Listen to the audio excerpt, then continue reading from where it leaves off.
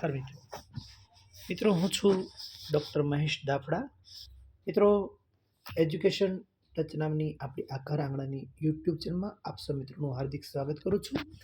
આપ સૌ મિત્રોને હું આવકારું છું.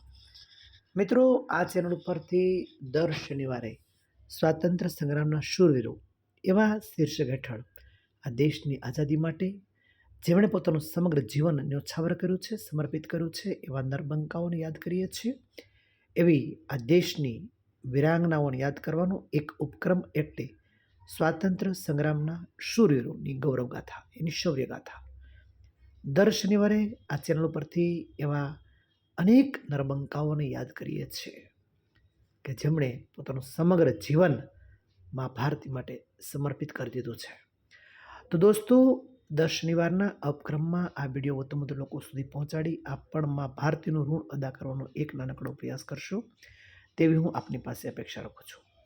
દોસ્તો, બીજો ઉપક્રમ એટલે દર રવિવારે કરંટ અફેર્સ. જે વિદ્યાર્થીઓ રાત દિવસ સ્પર્ધાત્મક પરીક્ષાની તૈયારી કરે છે એમના માટે કરંટ અફેર્સ, તાજેતરની ઘટનાઓ. આજે દરેક વિદ્યાર્થી એ દેશ અને દુનિયાના તમામ સમાચારોથી વાકેફ હોવો જોઈએ. એ હેતુ સિદ્ધ હવે દરેક પરીક્ષામાં કરંટ અફેર્સ એક પરીક્ષાનો જ્યારે ભાગ બની ગયો છે ત્યારે ટોપ 10 ન્યૂઝ દર રવિવારે કરંટ અફેર્સ તરીકે અહીંયાથી પ્રસ્તુત કરવામાં આવે છે. આજે મિત્રો 260મો આ એપિસોડ જ્યારે તમારી સમક્ષ હું પ્રસ્તુત કરવા જઈ રહ્યો છું ત્યારે ખરેખર હું ખૂબ જ ધન્યતા, આનંદની લાગણી અનુભવી રહ્યો છું. મિત્રો, વધુમાં વધુ વિદ્યાર્થીઓ સુધી આ વિડીયો પહોંચાડજો અને આપ પણ એક સારા કાર્યના સહભાગી બનશો તેવી હું આપની પાસે અપેક્ષા રાખું છું. મિત્રો, કરંટ અફેર્સ અહીંયા જે પ્રસ્તુત કરું છું એ મારા વાંચન અને જ્ઞાનની મર્યાદાને અનુરૂપ હોય છે. સંભવ છે કોઈ ક્ષતિ જણાય તો ચોક્કસપણે કોઈ ઓથેન્ટિક ન્યૂઝપેપર અથવા તો મેગેઝિનનો અભ્યાસ અવશ્ય કરી લેશો. ચાલો દોસ્તો, આ અઠવાડિયાના કરંટ અફેર્સમાં એક નજર કરીએ તો તાજેતરમાં જ ગુજરાતમાં સંસ્કૃત સપ્તાહ મહોત્સવની ઉજવણી કરવામાં આવી હતી. મિત્રો, ગુજરાતમાં રાજ્યમાં તાજેતરમાં સંસ્કૃત સપ્તાહ મહોત્સવની ઉજવણી કરવામાં આવી હતી.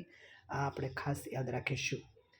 માનનીય મંત્રી શ્રી રાજનાથ સિંહ દ્વારા એનસીસીના સાહસિક અભિયાન અપરાજિતા પારંગ લા 2026ને આ અભિયાનને લીલી ઝંડી આપી હતી. કોણે આપી હતી? આપણા માનનીય મંત્રી શ્રી રાજનાથ સિંહ. અભિયાન શેના માટે છે? એનસીસીના સાહસિક અભિયાન, એનસીસીને પ્રોત્સાહન કરતું અભિયાન અપરાજિતા પારંગ લા 2026ને લીલી ઝંડી રાજનાથસિંહે આપી છે. ભારતના મુખ્ય ન્યાયાધીશ સૂર્યકાંતે ન્યાયતંત્રમાં સરળતા માટે અને ઝડપ વધારવા માટે ન્યાયનોમિક્સની વિભાવના રજૂ કરી છે. ખાસ યાદ રાખીશું, ન્યાયતંત્રની સરળતા અને ઝડપ માટે આપણા મુખ્ય ન્યાયાધીશ સૂર્યકાંતે ન્યાયનોમિક્સની વિભાવના રજૂ કરી હતી. મિત્રો, તાજેતરમાં જ બાંગ્લાદેશમાં મિર્ઝા ફખરુલ આલમગીરીએ બાંગ્લાદેશના 23મા રાષ્ટ્રપતિ તરીકે તેઓ ચૂંટાઈ આવ્યા છે.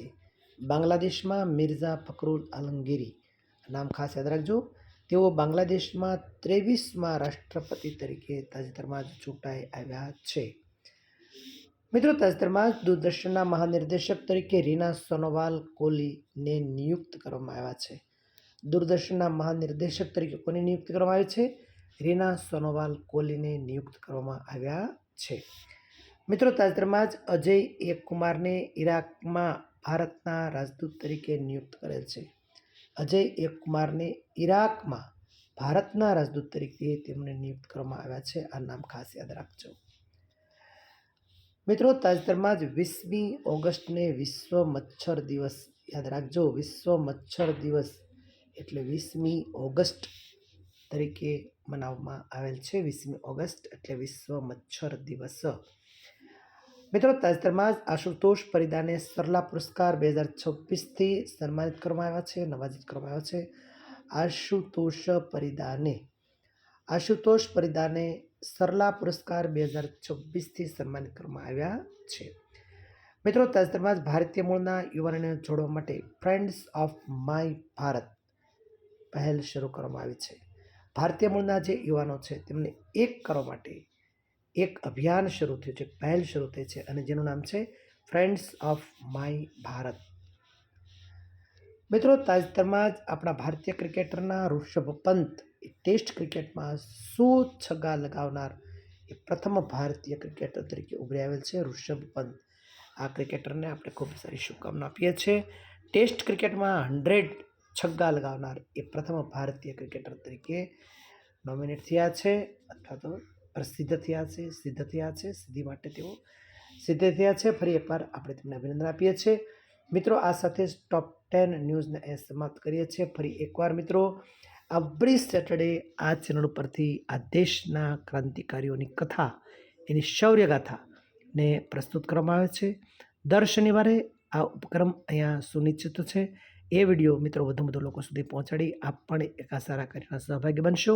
અને દર રવિવારે કરંટ અફેર્સ એટલે કે તાજેતરની ઘટનાઓનો વિડીયો પણ અહીંથી પ્રસ્તુત કરવામાં આવે છે.